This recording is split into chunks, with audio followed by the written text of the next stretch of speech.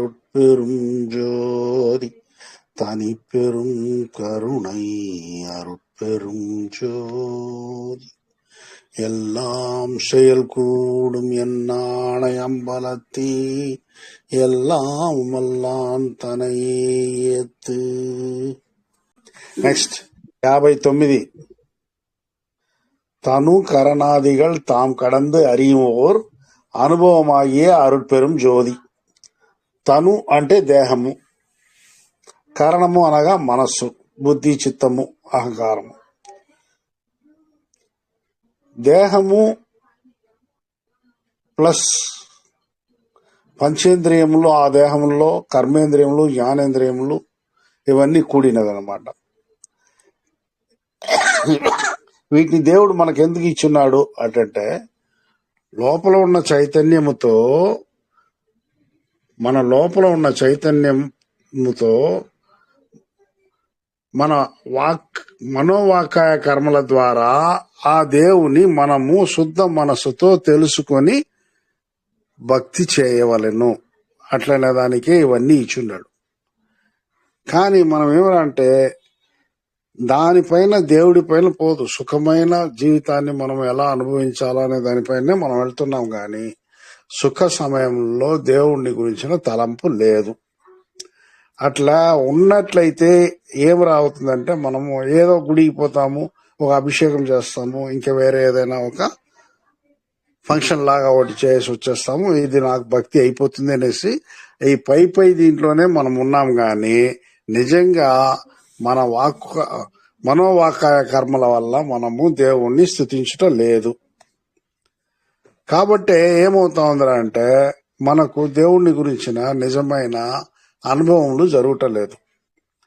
మన తలరాత ప్రకారం జరుగుతూ ఉంది, కానీ దాంట్లో మనం సుఖాన్ని ఏమనుకుంటా ఉన్నామంటే మనము దేవుడు మనకు హీ షవర్డ్ మొత్తం మనకు కురిపిస్తున్నాడు తన యొక్క అనుగ్రహాన్ని అని అనుకుంటాం, కానీ నిజము అది కాదు. వీళ్ళని అందువల్లే వీళ్ళు ఏమంటారు, ఇట్లంతా భక్తి ఉండేది, దీనివల్ల ఏం ప్రయోజనము, దేవుడు అనేవాళ్ళు లేడరా అంటాడు ఎవరు? నాస్తికులు. ఎందుకంటే వాళ్ళు ఏమైనా మన యొక్క భక్తి లోపమే అది. వాళ్ళు నాస్తికులు ఇట్లా క్వశ్చన్ వేసేదానికి కూడా కారణం అనమాట. భక్తి ఎట్లా అంటే మనం ఏమరా అంటే మనం నిజంగా మన నోటి నుండి, ఎందుకంటే లోపల మనకు దేవుడు ఉన్నాడు, మన నోటి నుండి వచ్చే ప్రతి మాటని గాని మనం కాపాడే పరిస్థితిలో గాని ఉన్నామంటే ఖచ్చితంగా దేవుడు మనకు ఐదు ఇస్తాడు. అట్లా నిరూపించబడ్డ వాళ్లే వీళ్ళంతా. ఎవరంటే వల్లలార్ గారు, ఆయనకు ముందుగా ఉన్న ఆయన తిరువళ్ళూరు, ఇటువంటి వాళ్ళంతా వాళ్ళు చూపించే వాళ్ళంతా. కాబట్టి వాళ్ళు దేవుడు లేదు పోరా, అనవసరంగా నువ్వు టైం వేస్ట్ చేస్తున్నావు అనేసి వీళ్ళు నాస్తికులు అంటారు. అది ఒక రకంగా ఏమరా అంటే ఆస్తికులు దేవుణ్ణి గురించి ఎవరు కూడా నిరూపించే పరిస్థితిలో లేని దాని వల్ల వాళ్ళు ఆ రకంగా చెప్తున్నారు. అదే ఇక్కడ తను కరణాదిகள் తాము కడంది ఏమరా అంటే ఇప్పుడు మన పై పూజల వల్ల దేవుణ్ణి మనం కనుక్కోలేము.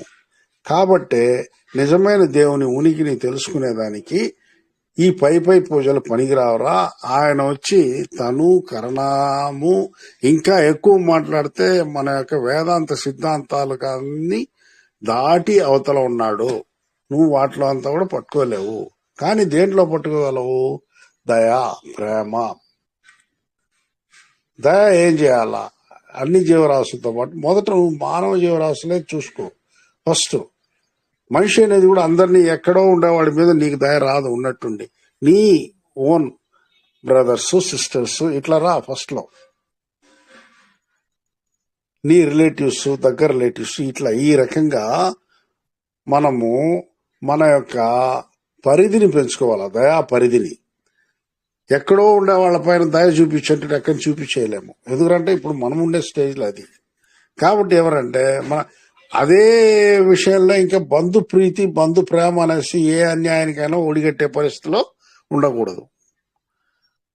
మన వాళ్ళల్లో, మనకు బాగా తెలిసిన వాళ్ళల్లో ఎవరు కొద్దిగా అన్ని అంటే కొంచెం లేమిలో ఉన్నారో, లేని పరిస్థితిలో ఉన్నారో వాళ్లకు మన వల్ల అయిన సహాయం చేసుకుంటూ ఉండాలి. అంతవరకే.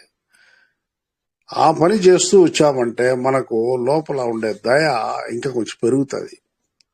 పెరిగినప్పుడు మనకేమనంటే దైవ యొక్క ఇది మనకు உணர்வெல்லாம் கடந்த అనుభవాతీత అరుట్పెరుం జ్యోతి. ఉణర్వు అనగా మనము చైతన్యముతో, మన భావోద్రేకంతో, మన యొక్క కల్పనలతో ఉన్నట్లు అన్నమాట. అప్పుడు చైతన్యం, ఇప్పుడు మేల్కొని ఉంటాము. మేల్కొన్నదే ఇక్కడ జాగృతి అంటాడు. మనిషి జాగృతిలో ఉన్నప్పుడు చైతన్యంతోనూ, స్వప్నంలో ఉన్నప్పుడు నిద్రలో ఉంటాడు, సుషుప్తిలో ఉన్నప్పుడు తన యొక్క ఉనికిని మరచి ఉంటాడు అనమాట. కాబట్టి ఇట్లా జాగృతిలో ఉన్నప్పుడు మాత్రమే మనిషిలో చైతన్యం ఉంటుంది. విషయములను, సన్నివేశములు, సంఘటనలు విశ్లేషించి తెలుపుకునే, నిర్ధారించి నడుచుకునే విధములను తెలుసుకుని వారై ఉంటాడు. ఎప్పుడు జాగృతిలో ఉంటాడు. ఈ విధముగా ఆలకించి బుద్ధి చిత్తముతో కార్యనిర్వహణ చేయుటయే పై శ్లోకంలో స్వామివారు చెప్పి ఉన్నారు. కళ్ళ ద్వారా మనస్సు ఒక వస్తువును చూసి తెలుసుకుంటా బుద్ధి అనియు, దానిని నిర్ధారణ చేసి ఆ విధముగా తదుపరి కార్యక్రమం జరిపించుట చిత్తమనియు చెప్పబడును అంటాడు. ఇప్పుడు మనకేమనంటే మన మనస్సు, చిత్తము ఇంతవరకే మనం దీంట్లో చూసుకుంటే, ఒక వస్తువును చూసి ఇది పలానా వస్తువుని తెలుసుకుంటాము. తర్వాత దాని కార్యక్రమం జరిపించేదానికి అది ఎంతవరకు పనికి వస్తుంది, ఏం విషయము అనేది ఆలోచిస్తాం అన్నమాట. చిత్తంలోని ఈ విషయంలో ఈ విధముగా కార్యరూపించుట సంకల్పము దైవమే అని తెలుసుకొని మనము ఆ పని చేయాలి అన్నమాట. అంటే పని చేసేటప్పుడంతా దేవుణ్ణి తెలుసుకునేది కాదు. టోటల్గా ఇక్కడ మనకు ఏదైనా ఒక భావము కలిగితే దానికి ఇక్కడ ఎందుకు ఈ మాట అంటున్నారంటే, ఇది నేను చేసినాను, ఇది నాకు కనిపించింది అనే భావంలోనే మనం ఉంటాం. కాబట్టి ఇది కాదురా, నీలో దేవుడు అనేవాడు ఒకడు ఉన్నాడు, ఆ దేవుడి ద్వారానే దైవము ఇట్లా నిన్ను దాన్ని ఆ వస్తువుని గుర్తించేటట్టు చేసింది. ఆ వస్తువుతో నువ్వు ఏం చేయాలనేది నిన్ను ప్రేరేపిస్తా ఉండేది కూడా ఆ దైవమే. అట్లనే ఒక మనస్సుతో నువ్వు దాన్ని అనుకోవాలన్నమాట. దాన్ని వదిలేసి ఇది నేను చేసినాను అట్లనే దానికి అహంకారమే వస్తుంది అన్నమాట. కాబట్టి ఆ దాన్ని ఆ రకంగా అనుకుని పోతే మనకు అనుభవాతీత అరుట్పెరుంజ్యోతి, అనుభవానికి పైన ఉన్న అరుట్పెరుంజ్యోతి యొక్క ఉనికికి దారి కనిపిస్తుంది. దానిని నిర్ధారణ చేసి ఆ విధంగా తదుపరి కర్మము జరుపుటకు చిత్తమనియు చెప్పబడును. చిత్తంలోని ఈ విషయమును ఈ విధంగా కార్యరూపం కానిచుటైన సంకల్పము దైవమే అని తెలుసుకోలేకపోతున్నాము. మనము నేను చేసినాను, నేను ఆలోచించి ఇట్లా చేసినాను, నా వల్లనే అది జరిగింది, ఇట్లాంటి దీంట్లోనే మనం ఉంటాం. కాబట్టి అది దానివల్ల కూడా మనము దేవుణ్ణి సరిగా తెలుసుకోలేకపోతున్నాము. మనకు వచ్చే భావము కరెక్ట్గా రాదు. లోపల మనకు కల్పనలు వస్తాయి కదా, కొన్ని భావాలు, మనస్సు కొంచెం దాని గురించి అనుకుంటా ఉన్నప్పుడు ఆ ఇది రావాలంటే మనము ఆ అహంకారము వదిలి ఇది దేవుని లీలనే అట్లనే ఒక పరిస్థితికి మనం వచ్చినామంటే అప్పుడు మనకు ఆ పని యొక్క టోటల్ తత్వం అర్థమవుతుంది. ఆ తత్వం పైన మనము నెక్స్ట్ ఎలా చేయాలనేది స్ఫురిస్తుంది. దాని ప్రకారం మనం చేసేదానికి ఒక దారి ఏర్పడుతుంది అనమాట. దీనికి కారణం ఏదిరా అంటే, మనం ఈ రకంగా తెలుసుకోలేకపోవచ్చున్న దానికి కారణం ఏమనంటే మనలో ఉన్న అహంభావమే. ఈ అహంభావను దాటి వచ్చుటకు మనకు ఉపకరించున్నది దైవ అనుగ్రహమే. ఈ అనుభవాన్ని దాటి మనం రావాలంటే అది కూడా మన వల్ల కాదు. కొన్ని సంఘటనల ద్వారా కొన్ని అనుభవం దేవుడు ఇచ్చి దానిపైనే మనం మన యొక్క అహంభావాన్ని తగ్గించుకుంటా ఉంటాం. కానీ స్ట్రైట్గా అహంభావాన్ని తగ్గించుకోవాలా అట్లన్నప్పుడు సాధారణంగా ఏదో చెప్తారు కదా, కొంతమందికి తప్ప అందరికీ వీలు కాదు. అర్రే ఇది 10 మంది చెప్తున్నారు, 10 మంది ఇది తప్పు, ఇది అహంకారము అని చెప్తున్నారు కాబట్టి ఆ అహంకారాన్ని మనం విడనాడాలటనేసి అనుకునేదానికి మనం అనుకుంటాము. కానీ దాన్ని మనము కరెక్ట్గా ఇది చేయలేము అనమాట. అంటే అనుకుంటాం కానీ ఈ రకంగా మనం ఉండాలనేసి ఆ రకంగా ఉండలేకపోతాము. దాన్ని మనము ఆ అహంకారాన్ని తొలగించుకోలేకుండా ఉన్నామన్నమాట. కాబట్టి దాన్ని తొలగించేదానికి కొన్ని అనుభవాలు దేవుడే ఇస్తాడనమాట.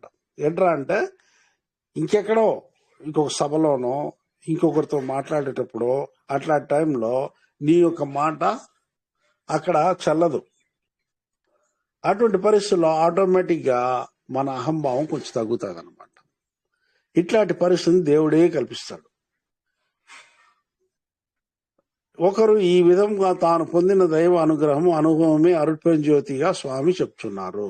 ఈ రకంగా ఒకరు తన యొక్క అహంకారంని తగ్గించి మనం పైకి చూసినడల్లా దేవుణ్ణి ఉనికిని మనము చూడగలము. ఇట్లు ఒకరు దైవ అనుగ్రహంతో అనుభూతితో ఐక్యమై కరగిపోనప్పుడు తాము వేరు దైవం వేరు అని తలంపు లేక ఆ జ్యోతి ఒక్కడే విశ్వమంతా వ్యాపించినది అను సత్యమును గ్రహించెదరు. ఆ అనుభవమును మనిషి పొందినంత వరకు మనలోని అహంకార బోధము మనల్ని దారి తప్పునట్లు చేస్తూ ఉంటుంది. ఏమరా అంటే మన యొక్క ఫైనల్ ఇది టార్గెట్ ఏమరా దేవుణ్ణి కనుక్కునేది. దేవుడు మనము ఒకటి అంటే పరిస్థితి వచ్చేంత వరకు అహంకారము తన పని తాను చేసుకుంటూ ఉంటుంది.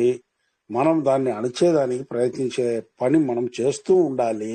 కానీ అది చేసే పనిలాగా మనం చేసేది లేదు.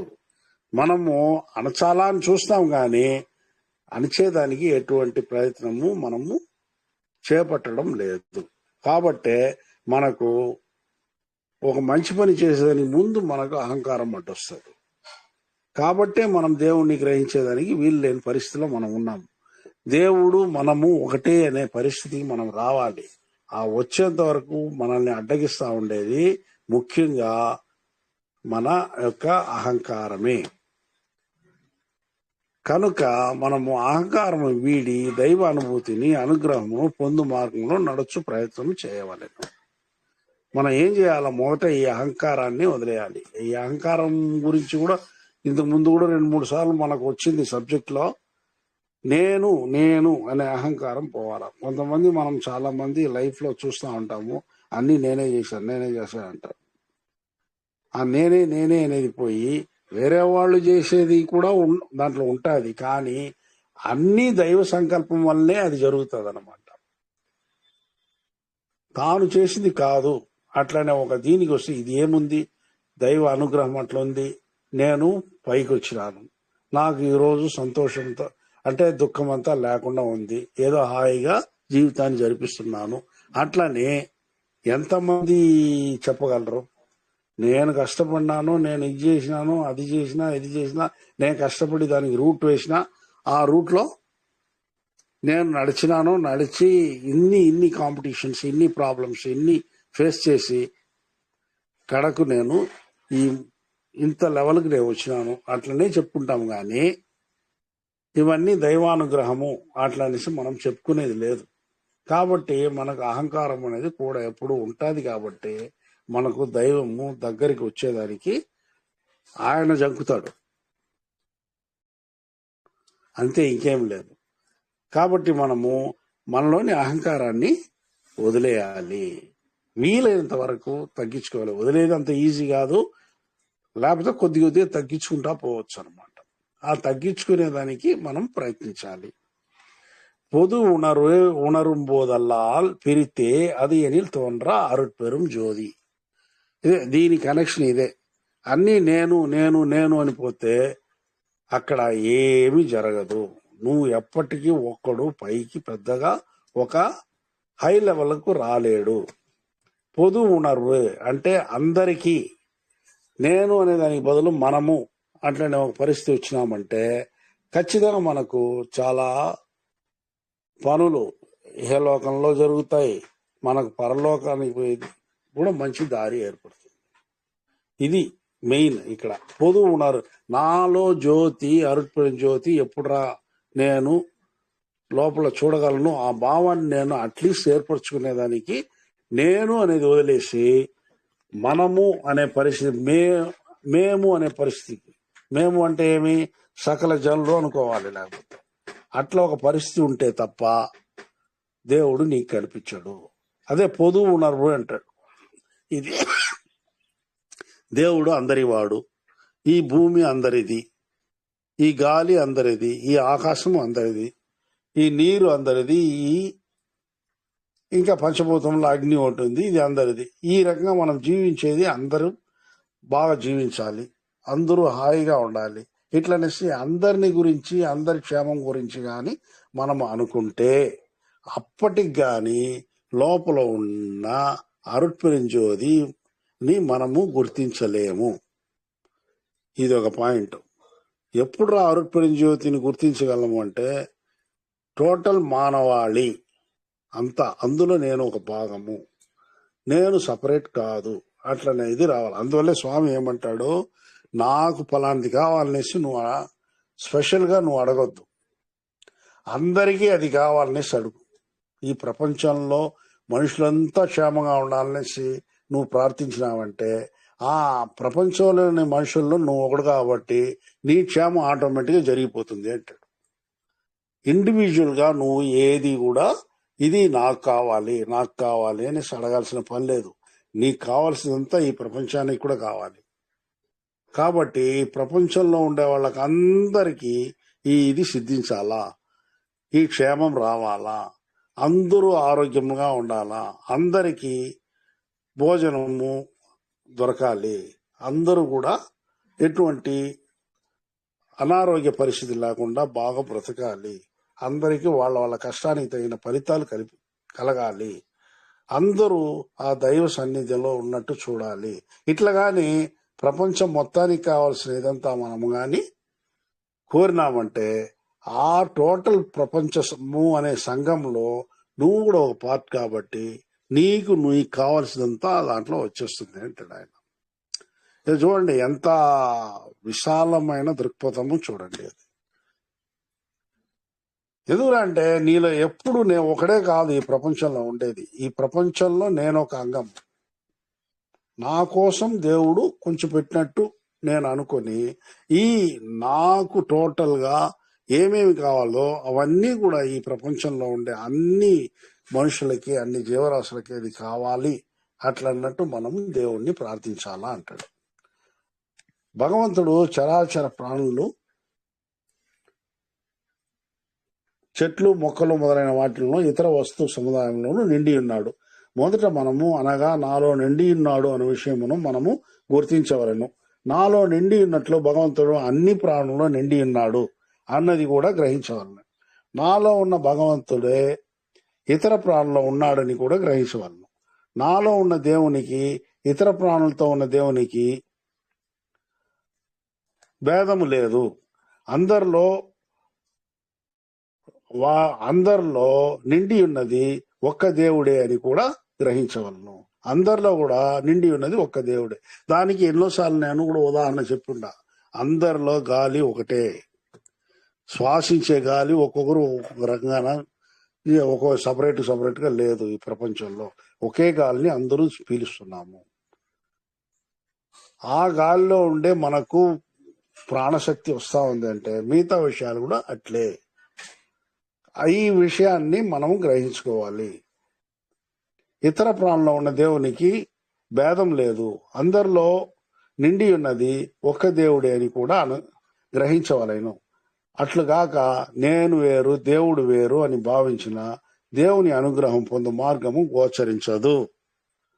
నేను దేవుడు మిళితమై ఒకరితో ఒకరు పెనవేసుకుని ఉన్నాము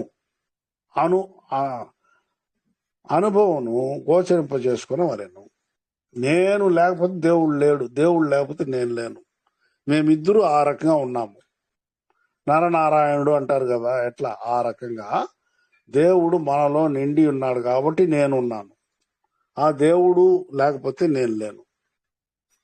నాలో ఎందుకున్నాడు? దేవుడు తన అనుభవంగా నాలో ఉన్నాడు.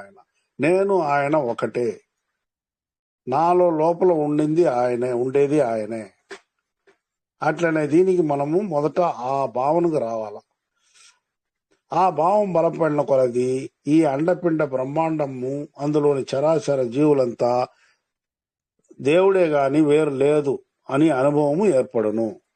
అదే సన్మార్గ సాధనకి మెట్లుగా ఉన్నది. ఒక మెట్టు మనం పైకెక్కినట్లు ఇది కానీ తెలిస్తే మనకు. కాబట్టి మనం ఏం చేయాలంటే, ఈ దేవుడే, నాలో ఉన్న దేవుడే మిగతా అన్ని చరాచర జీవరాశుల్లో అంతా ఉన్నాడు. ఆ దేవుడి వల్లనే నేను బ్రతుకుతున్నాను. కాబట్టి అన్నీ కూడా అందరిది, అన్నీ కూడా ఆ దేవుడి ఇదే. నాకు సపరేట్ గా నేను మాత్రం క్షేమంగా ఉండాలా అట్లనే దానికి లేదు. అందరితో పాటు నేను క్షేమంగా ఉండాలి. భగవంతుడా నాకు ఆ క్షేమాన్ని ఇవ్వు అట్లనేసి మనము అనుకుంటూ ఉంటే తప్ప మనలో ఆ దేవుడి యొక్క ఉనికికి ఆ స్కెచ్ ఇది మనకు కనిపించదు. దేవుడు అనేవాడు మనలో ఉన్నాడు అట్లనే భావన కూడా మనకు రాదు. ఇట్లా అనుకుంటే తప్ప ఆయన ఎవరికి తోండ్రా, అది ఎనిల్ తోండ్రా అంటాడు. మేం ప్రపంచంలోని జీవరాశులంతా నాతో సమానమైన జీవరాశి అని నేను అనుకునేంత వరకు నాకు అరుట్పిరం జ్యోతి అనే ఒక ఆయన మనలో ఉన్నాడు అటనే ఇది నాకు రానే రాదు. ఆ తలంపే రాదు. ఆ తలంపు ఎప్పుడు వస్తుందంటే ఈ జీవరాశుల్లో నేను ఒకడిని అట్లా అనుకున్నప్పుడు మాత్రమే ఆ తలంపు, ఆయన్ని గురించిన తలంపు నాకు వస్తుంది అంటాడు. కాబట్టి దీన్ని బట్టి మనం కూడా ఏం చేయాలా? టోటల్ గా దేవుడు అనేవాడు అందరిలో ఉన్నాడు. అందరికి ఈ ప్రపంచం మొత్తం నిండి ఉన్నాడు, నాలోనూ నిండి ఉన్నాడు. అట్లాంటి తలంపు వచ్చినప్పుడు నీకు నెక్స్ట్ ఆ అరుట్పేరు జ్యోతిని ఎలా చూడాలా, ఏ రకంగా దాన్ని చేయాలనే ఒక థాట్ తర్వాత వస్తుంది. స్టెప్ బై స్టెప్ వస్తుంది. ఒకేసారి టోటల్ గా మొదటి ఇది వచ్చేది నీకు, లాస్ట్ ఫైనల్ ఇది రాదు. కాబట్టి ఈ రకమైన థాట్స్ మనలో పెంపొందించుకోవాలి. உளவினில் அறிந்தால் ஒழிய மற்ற அழைக்கின் அளవినిల్వాం అరుట్పెరుం జ్యోతి అంటాడు. ఉళవినిల్ అంటే ఇంత ముందే ఫస్ట్ ఇంట్రడక్షన్ క్లాస్ లోనే చెప్పిన, హృదయము అట్లనేది ఏదిరా అంటే మనకి మనస్సు, బుద్ధి, చిత్తం, అహంకారం. ఆ హృదయం ఎక్కడ ఉంది? దాన్ని దాటిందనమాట హృదయం అనేది. హృదయాంతరాళంలో అంటే ఆత్మలో. ఆ ఆత్మలో నువ్వు అరిందాల్ ఒழிయ నీ దేవుణ్ణి, దేవుడు అనే భావాన్ని నీ ఆత్మలో, నీ జీవంలో నింపుకున్న తప్ప వేరే విధంగా ఆ దేవుణ్ణి నువ్వు కొలువలేవు. ఇది వేరే విధంగా కొలిస్తే అది పైనే పోతుంది. உளவினில் அறிந்தால் ஒழிய மற்ற அழைக்கின் அளవినిల్ అలవాం. నువ్వు ఏ రకంగా దేవుణ్ణి నువ్వు వేరే రకంగా కొలిచేదని కూడా నీ వల్ల కాదు, అది అందదు. ఆయన్ని అందుకోవాలంటే నీ యొక్క జీవముతో, నీ యొక్క ఆత్మతో నువ్వు నీ పరిశీలన నువ్వు చేయాలి. ఇది అక్కడ. కాబట్టి ఆ లోపల హృదయాంతరాళంలో నువ్వు దేవుణ్ణి గురించి ఇది నీకు ఉండాలి అన్నమాట. నా దేవుడు నా హృదయాంతరాల్లో ఉన్నాడు. నా సూక్ష్మ శరీరం దాటి కారణ శరీరంలో కూడా ఆయన ఉన్నాడు. ఆయన అక్కడి నుండే ఆయన ఆడిస్తున్నాడు. పైన మనస్సులో గాని. ఎందుకంటే మనస్సు అనేది ఈ ఫిజిక్ తోనే ఉంటది. ఫిజిక్ లేకపోతే మనస్సు పనిచేయదు. ఇవన్నీ ఆత్మలో ఫిజిక్ గాని, ఆత్మ గాని, మన మనస్సు గాని నిండి ఉండేది మొత్తం ఆత్మ లోపలనే నిండి ఉంటది, ఇంక్లూడింగ్ ప్రాణం. అది పిండంలో చేరిన తర్వాత ఆత్మ ఒక్కొక్కటిగా రిలీజ్ చేస్తుంది. కానీ మనకు బయట కనిపించేది, మనకు తెలిసేది మనస్సు వరకే. మనస్సు దాటి హృదయం, హృదయం అనేసి వాడుతూ ఉంటాం కానీ వేర్ ఈస్ దట్ హృదయం?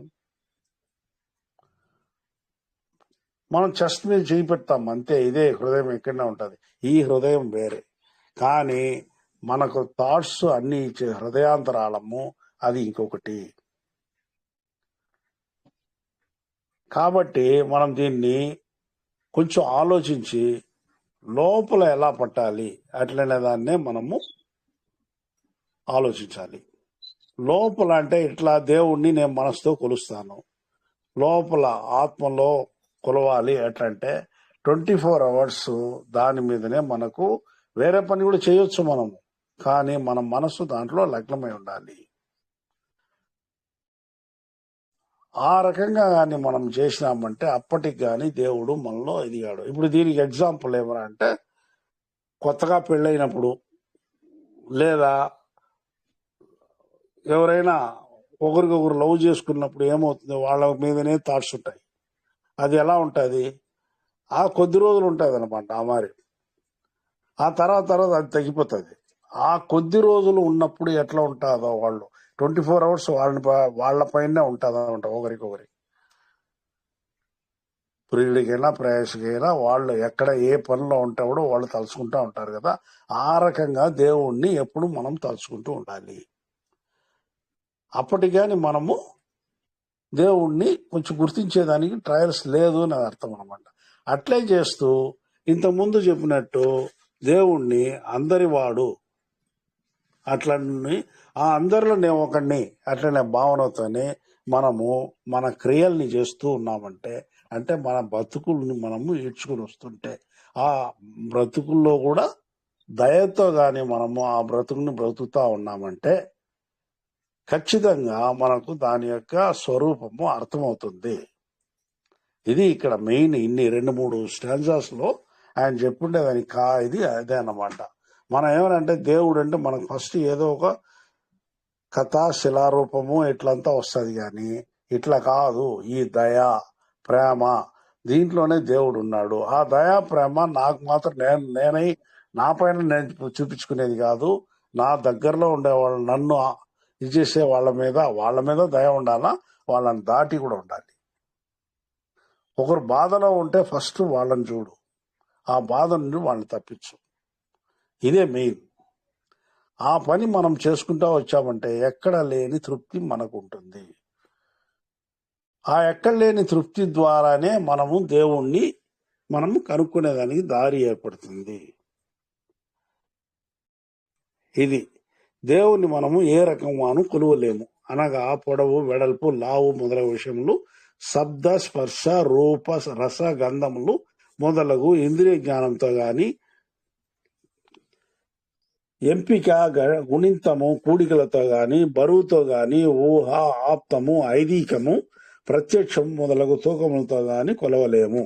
వర్ణనలతో గాని, కంటికి పైన వజ్ర వైడూర్య అలంకారణలతో గాని, కల్పనలతో గాని చూడలేము. కార్యసూక్ష్మముతో తప్ప దేవుని మనం గ్రహించలేము. కార్యసూక్ష్మము అంటే ఇక్కడ ఉళవినిల్ అంటే టెక్నికల్ గా కూడా మనం దీన్ని అర్థం చేసుకోవాలా అంటాడు. 24 గంటలు మనం కూర్చొని రోడ్లో ఎవరు పోతున్నారు, ఏం సమాచారం, వాళ్ళు ఏం దుఃఖంలో ఉన్నారా, దీంట్లో ఉన్నారా అని చూసుకుంటా ఉన్నాం. మన కళ్ళకి మనకు రోజువారీ మామూలుగా మనము చూస్తూ ఉన్నప్పుడు మనకు దండిగా ఉన్నారు. మనలో చాలా మంది అప్లిఫ్ట్ కావాల్సిన వాళ్ళు చాలా ఉన్నారు, మనకు బాగా తెలిసిన వాళ్ళు, మన ఫ్రెండ్స్ లో, మన రిలేటివ్స్ లో, అందరిలో. వాళ్ళంతా కూడా మనము వీలైనంత వరకు అప్లిఫ్ట్ చేయాలి. ఏమరా అంటే ఇప్పుడు జరిగేది ఓన్లీ దగ్గర బంధువులు అయితే మావాడు మీవాడు అనేసి ఏదైనా కానీ అన్యాయం అనే దీంట్లో కూడా మనం వాళ్ళని ఏదో చూపిస్తా ఉంటాం. అట్లా కాదు, కానీ ఆ ప్రేమ ఈక్వల్ గా రావాలి అందరి మీద. ఆ ఈక్వల్ ప్రేమ రానప్పుడు మనకు దేవుడి దగ్గర నుండి కూడా మనకు న్యాయం రాదు. జస్టిఫికేషన్ లో దేవుడు ఉన్నాడు, ఖచ్చితంగా లైట్ లో దేవుడు ఉన్నాడు, ఎవరికైనా సహాయం చేసే దాంట్లో దేవుడు ఉన్నాడు. ఇట్లాంటివన్నీ మనము బాగా కొద్దిగా అర్థం చేసుకోవాలి. ఒక సినిమా పాటలో వస్తుంది తమిళ్లో, పల నూలు పడితే నీ ఎరియం కలివి అంటే పలు గ్రంథాలు చదివి నీకు ఏర్పడే జ్ఞానంలో దేవుడు ఉన్నాడు.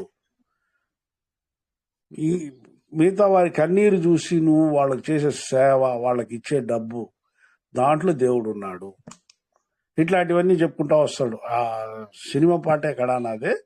ఆ దీంట్లోనే చెప్పుకుంటా వస్తాడు. ఇట్లాంటి దాంట్లో అంతా కూడా మనము దేవుడిని మనము చూడొచ్చు. అంటే మనకు దేవుణ్ణి చూసేదానికి ఆ దయా ప్రేమ దాంట్లో వస్తుంది. ఆ దయా ప్రేమను బట్టే మనము దేవుణ్ణి ఉనికిని మనము తెలుసుకోగలము. వేరే విధంగా చేసి ఇప్పుడు చెప్పాను కదా, ఏది వర్ణనలతో. ఇప్పుడు మనంతా చేసేది ఏది వర్ణనలే. దేవుణ్ణి ఎక్కువగా నామ సంకీర్తన చేయండి అయిపోతుంది అంటారు. నామ సంకీర్తన అది వర్ణము, మనం వర్ణించేదనమాట ఆయన్ని. నువ్వు గొప్పోడు, నువ్వు నీకన్నా మించినోడు లేదు, అది ఇది.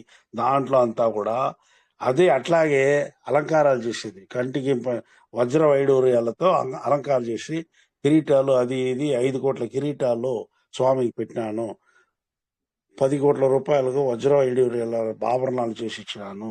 అట్లా అంతా దానిలో అంతా కూడా దేవుణ్ణి మనము కొలవలేము, చూడలేము. దేవుణ్ణి మనము గ్రహించేదానికి దయా ప్రేమ ఒకటే. ఈ రకంగా మనం టెక్నికల్ గా కూడా దేవుణ్ణి చూడగలము. అట్లంటే ఆ టెక్నిక్ ఏదనినా ఆయన యొక్క అనుగ్రహము మనకు కలుగుతాయి. ఆ అనుగ్రహం దేవుని వద్ద నుండి పొందుటకు మనకు కావలసిన గుణము దయా. తిరిగి తిరిగి దయా ప్రేమలోనే వస్తుంది స్వామి యొక్క ఇదంతా మొత్తం కంప్లీట్ గా. మనం వేరే విధమైన విషయంలో నువ్వు పొందలేవు అని గ్యారంటీ ఇస్తున్నాడు. ఆ గ్యారంటీ ఇచ్చే మనిషి ఎట్రా అంటే వల్లలారు గారు. ఆయనేమి కల్పనలతో చెప్పలా. ఆయన పొంది ఆ దారిలో పోయి ఆయన పొందినాడు కాబట్టే దాన్ని అంత ఘంటాపదంగా చెప్తున్నాడు. అనుగ్రహం లేనిది ఆ దైవం మనం గ్రహించలేము, పొందలేము.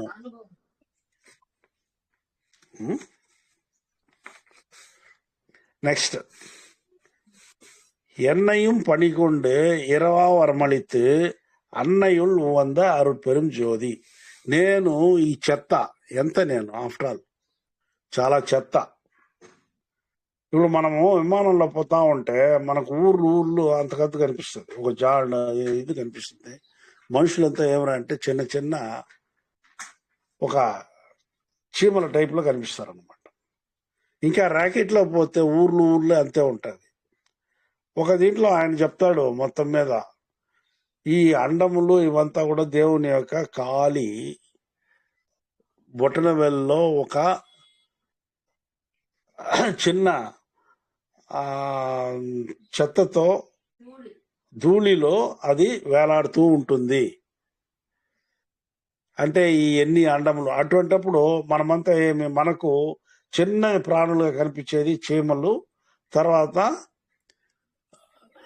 ఇవి ఉంటాయి చెదలు పురుగులు. ఆ చెదలు లాగానే మనమంతా కూడా దేవునికి యాక్చువల్ గా ఆయనతో కంపేర్ చేసుకుంటే మనం అంతే చెదల్లాగా, అంతంత గద్దు.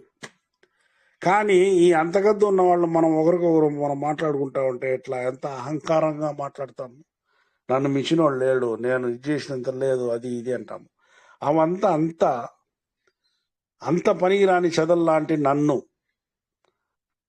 ఇంతమంది ఇన్ని కోట్ల జీవరాశుల్లో అటువంటి చెత్త అయిన నన్ను నువ్వు ఎంచుకుని, అంటే నన్ను సెలెక్ట్ చేసి ఇరవా వరమళిత్ అంటే ఏమి, చనిపోని అమరత్వాన్ని నాకు ఇచ్చి అన్నయ్యుళ్ళు వంద అరుపెరించోది, నా తల్లి కన్నా ఎన్నో కోట్ల దయగలిగి నన్ను ఇంతటి వాడిని చేసినావే ఓ అరుపెరించోది అంటాడు. నేను ఎంతటి వాడిని, చెదల్లో ఒకడిని, చీమలో ఒకడిని. అటువంటి నన్ను సెలెక్ట్ చేసి నాకు అమరత్వాన్ని ఇచ్చి తల్లి దయ కన్నా కొన్ని కోట్ల దయ ఎక్కువగా ఉన్నట్లు నీవు నన్ను ఇంత హై లెవెల్కి తీసుకొచ్చావే ఓ అరుపెరి జ్యోతి అంటాడు అనమాట. తల్లి దైవ స్వరూపిణి. తల్లి ప్రేమకు సాటి అయినది ఈ ప్రపంచంలో ఏదీ లేదు. మంచి స్త్రీ లేకపోవచ్చు కానీ చెడు తల్లి మాత్రము ఈ ప్రపంచంలో ఎక్కడా లేరు. బాగా ఆలోచించండి. ఆడవాళ్ళు మంచోళ్ళుగా ఉన్నారు లేదా, ఇట్ ఈస్ డిఫరెంట్.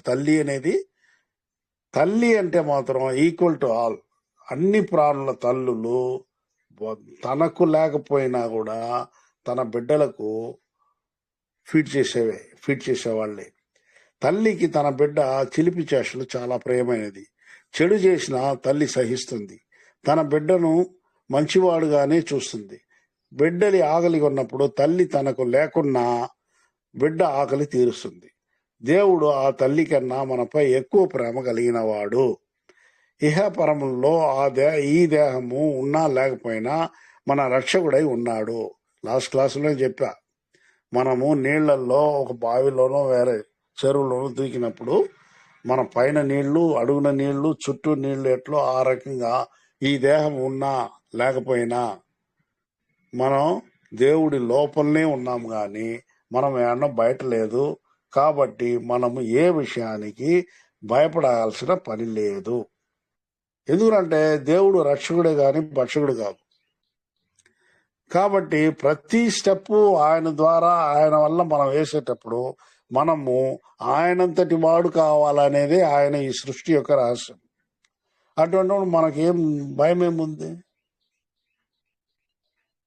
ఈ పొందితే ఉన్నప్పుడు భయము, పొందిపోతే ఎట్లా అని భయము, పొందిన తర్వాత ఏమవుతుంది తెలియదు అయినా భయము, ఇంకొక పొంది వస్తే ఎట్లా అనేది ఒక భయము. ఈ భయం అంతా ఇదంతా తీరాల కష్టమే.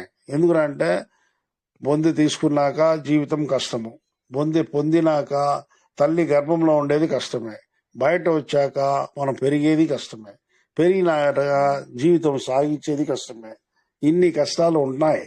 కాబట్టి ఈ విషయము తెలిసిన కొంతమంది మాత్రమే ఆ దైవాన్ని ఇట్లా చేస్తున్నాడే, ఇది లేకుండా చేసుకోవాలా మనము, ఈ అంటే పుట్టుక లేకుండా చేసుకోవాలనేస్తే ఇట్లంతా అంటే రకరకాలుగా పోయినారు చాలా మంది. దాంట్లో ఏమరా అంటే ఎక్కువ మంది సక్సెస్ కాలేకపోయినారు.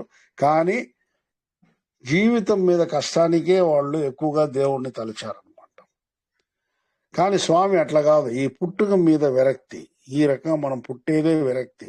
ఇన్ని బాధలు పడి ఈ పుట్టుక, ఈ మరణాన్ని మనము చూడాలా, మరణమును సాధించాలా, లేకుండా చేయాలా, ఆ చట్టాన్ని చించేయాలా అంటాడు. ఒక పాటలో చెప్తాడు, మరణము అనే చట్టాన్ని చించి ఆడ పారేసినాను అంటాడు. కాబట్టి ఆ చట్టాన్ని ఆయన బ్రేక్ చేశాడు అనమాట. ఆ రకంగా బ్రేక్ చేస్తే మనకు ఇంకోసారి మనం పుట్టాల్సిన అవసరం లేదు అనే దానిపైన మనము ఆ టార్గెట్ ని మనం పెట్టుకోవాలి. కానీ వెంటనే ఆయనలాగా అయిపోతాము అనేది కాదు. దానికి ఎన్ని జన్మలు కావాల్సి వస్తుందో, కానీ ఆ టార్గెట్ మనలో లోపల సూక్ష్మ శరీరంలో, ఆత్మలో నింపేయాలి మనం. అప్పటికి ఎన్ని జన్మలైనా కూడా దాన్ని వదిలి మనం బయటపోము. కాబట్టి మనం చేయాల్సిన పని అదే. మంచి స్త్రీ లేకపోవచ్చు కానీ చెడు తల్లి మాత్రము ఈ ప్రపంచంలో ఎక్కడా లేరు. తల్లి తన బిడ్డ చిలిపి చేష్టలు చాలా ప్రియమైనది. చెడు చేసినా తల్లి సహిస్తుంది. తన బిడ్డను మంచివాడుగానే చూస్తుంది.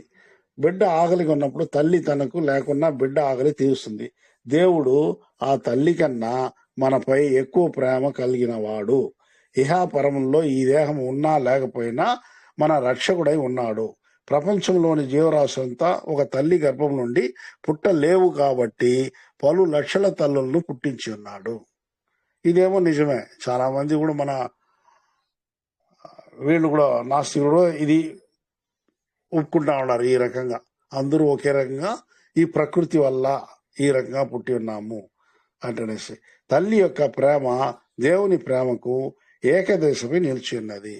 చూడండి, ఏ జీవరాశి తీసుకున్నా తల్లి ప్రేమ మనకు కొంతసేపు దాన్ని కానీ ఆ బిడ్డలతో అవి ప్రవర్తించే తీరు చూసినామంటే మనకు మానవ జన్మ మాత్రమే కాదు, ఒక కుక్కని చూడండి, ఒక పిల్లిని చూడండి, ఒక కోతిని చూడండి, ఇంకా వేరే ఏ జీవరాశులు మిగతా అది పశువు, మేక ఏది చూసినా కూడా ఫస్ట్ తన బిడ్డలకి ఆ టైం పాలిచ్చే టైము ఎంత అల్లాడిపోతాయేమంటే అంత అల్లాడిపోతుంది అనమాట.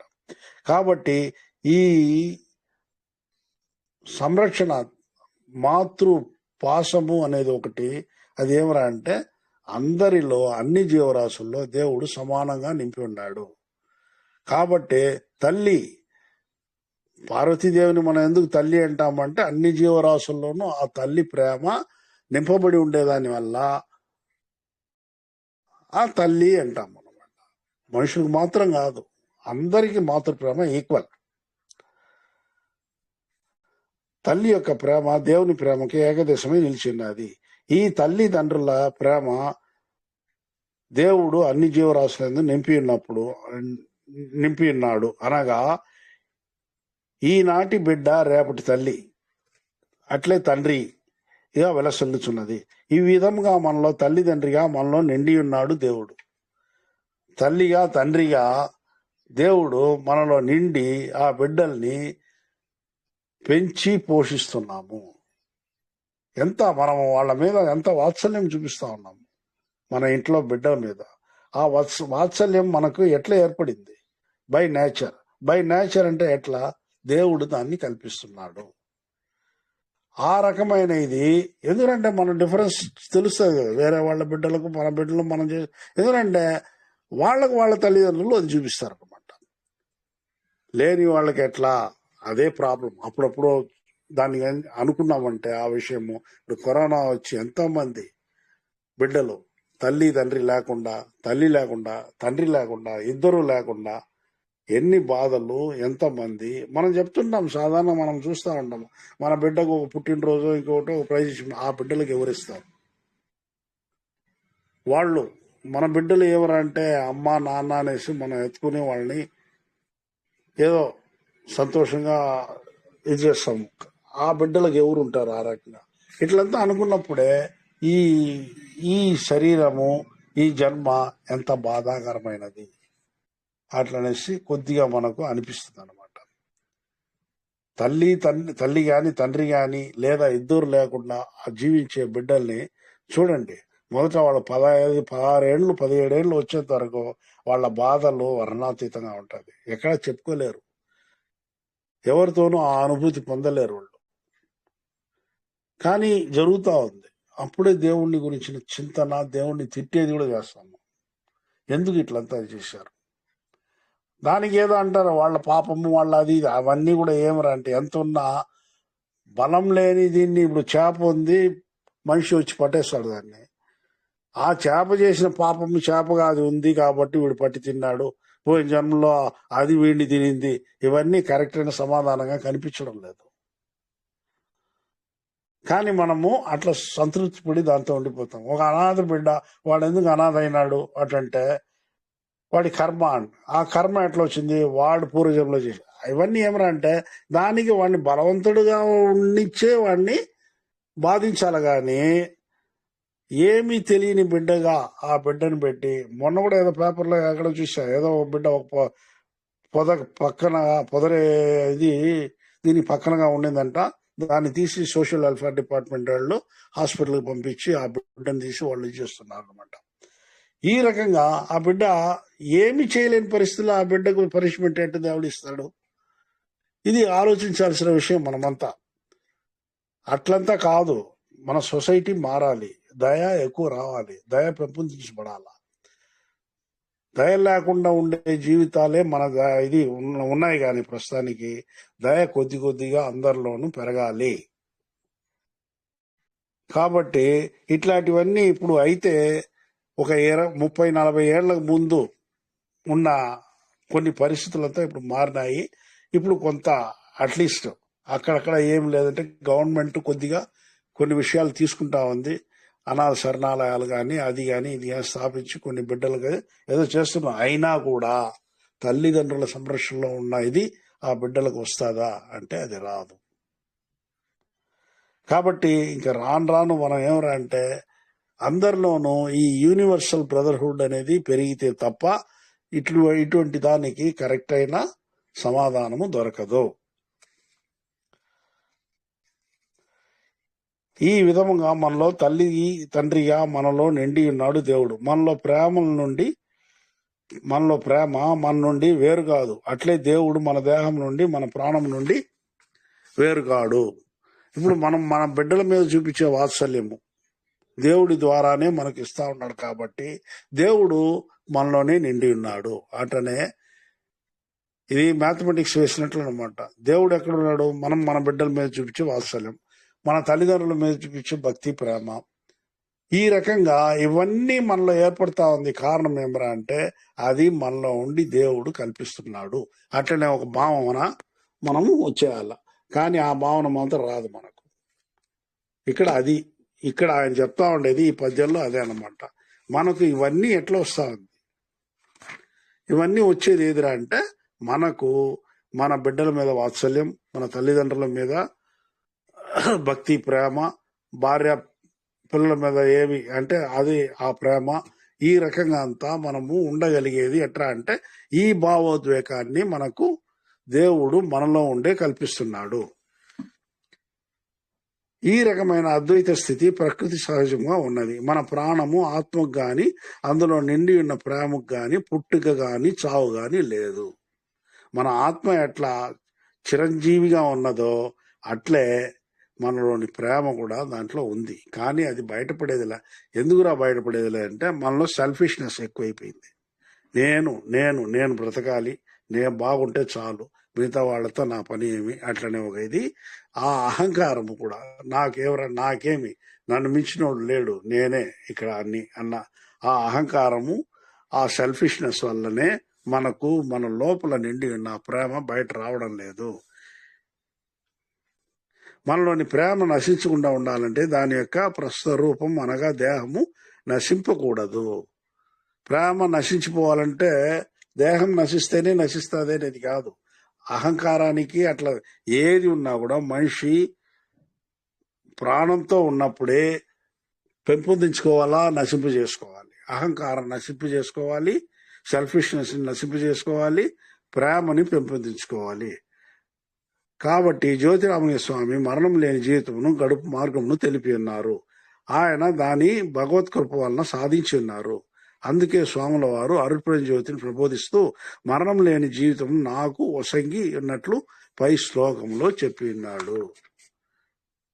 నాకు కాబట్టే నేను ఇంత దయ నాలో ఉండి నన్ను బయటికి, ఆ దయని బయటికి తెచ్చి నన్ను దయాస్వరూపుడుగా చేసి నీ యొక్క టోటల్ మొత్తం అనుగ్రహాన్ని నాకు ఇచ్చి నాకు అమరత్వాన్ని ప్రసాదించిన ఓ దైవమా.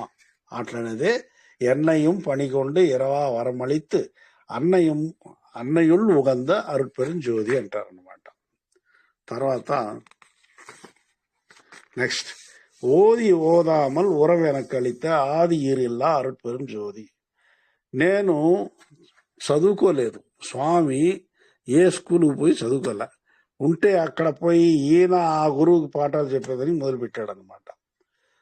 ఆయన చూసి ఒక రోజు 2 రోజులు చూసి ఈయనకు నేను పాఠాలు చెప్పలేను అట్లా తిరిగి ఆ బిడ్డని వాళ్ళ అన్న దగ్గరనే తీసుకుపోయి వదిలేస్తాడు.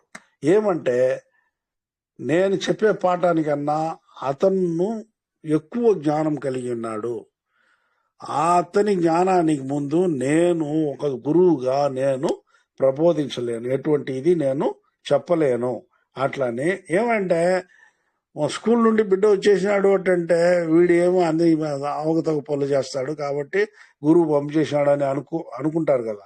అట్లా కాకుండా ఈయన ఎక్స్ప్లెయిన్ చేస్తాడు పోయి వాళ్ళ గురువు. ఈయన వచ్చి ఏమరా అంటే హై లెవెల్ థాట్స్ లో ఉన్నాడు. ఆ థాట్స్ కి అంటే ఆ ఏజ్కి ఆయన థాట్స్ కి నా వల్లే కావడం లేదు అతనికి చెప్పేదానికి. అట్లని దీనివల్ల తాను అతనికి చెప్పలేని పరిస్థితిలో ఉన్నాను అనేసి పిలుచుకొచ్చి వదిలేస్తాడు వాళ్ళ అన్న దగ్గర. కాబట్టి అటువంటి నేను చదవని వాడైనా అంటే స్కూల్లో చదవని వాడైనా ఆయనకు ఎన్నో జన్మల్లో ఫలితం ఆయనకు ఉంది దండిగా ఆ జ్ఞానము. కానీ ఏ స్కూల్కి పోయి నేను చదవలేదు.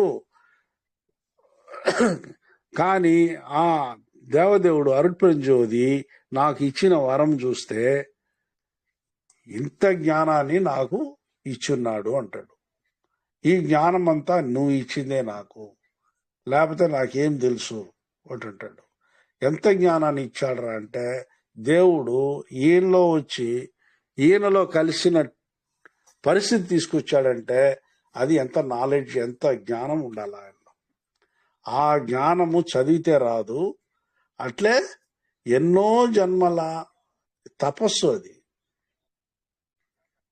ఎన్నో జన్మల తపస్సు తప్ప వేరే విధమైన ఇది కాదు. లేకపోతే ఆ జ్ఞానం రాదు అంత ఈజీగా.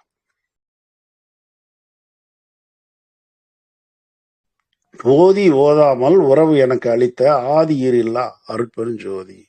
ఇటువంటి మేలు చేసిన నాకు నిన్ను ఏ రకంగా నేను పొగిడేది? నీకు నువ్వే సాటి. ఆ రంగా నిన్ను ఏ విధంగానూ వేరే విధంగా కంపేర్ చేయలేను.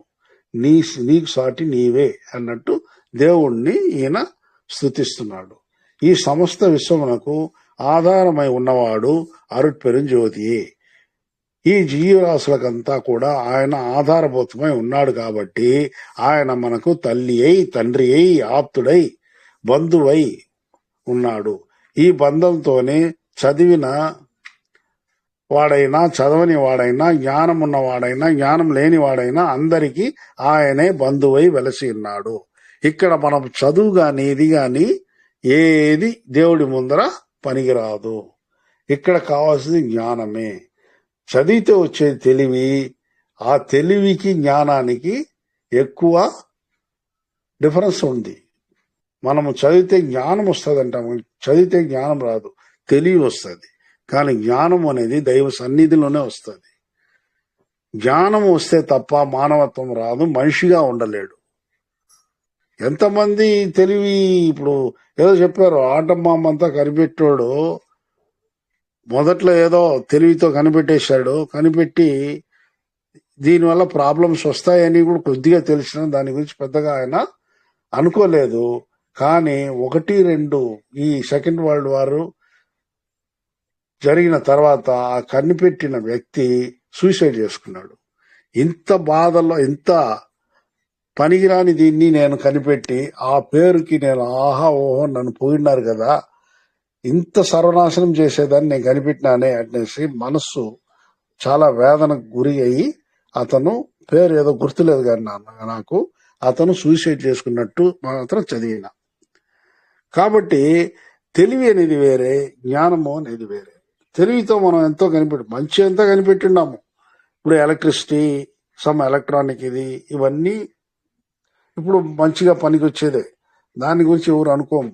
ఈవెన్ రైట్ సహోదరులు ఇట్లాంటివన్నీ, జేమ్స్ వాట్ ఇట్లా అంతా ఓకే, నో ప్రాబ్లం.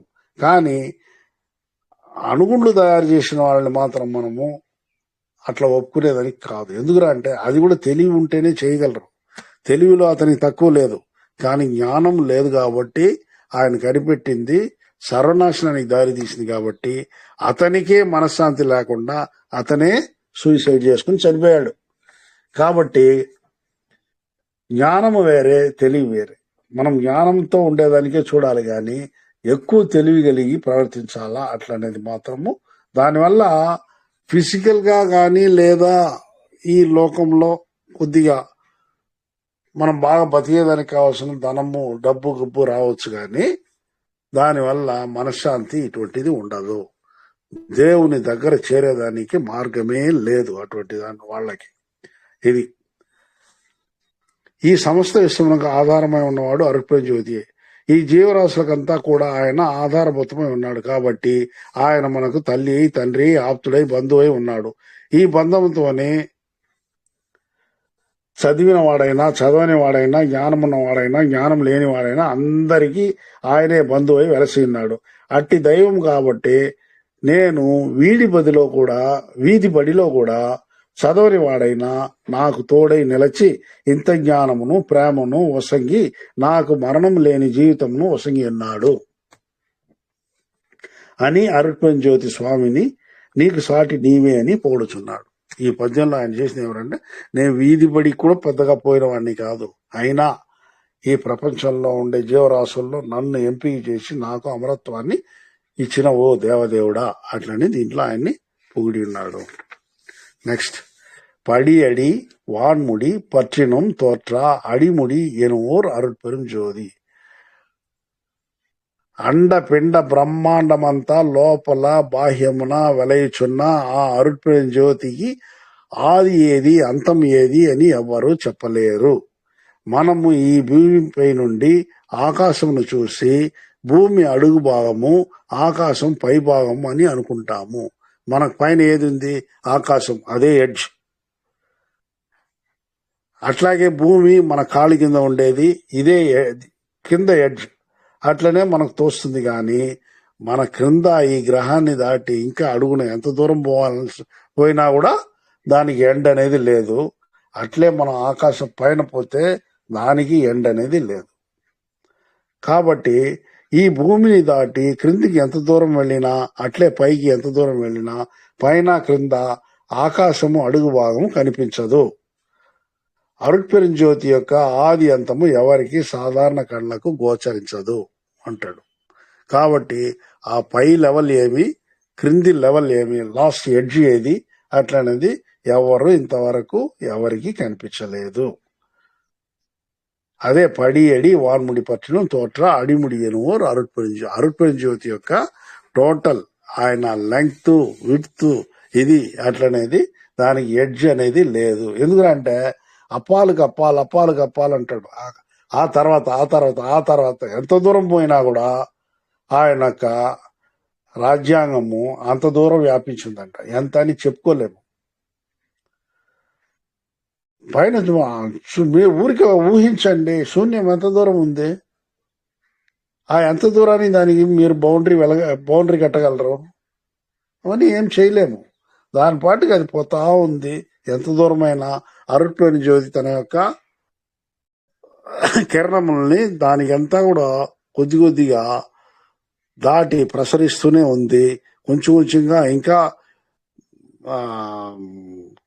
మొత్తము స్ప్రెడ్ అవుతా ఉంది అనమాట కంప్లీట్ గా.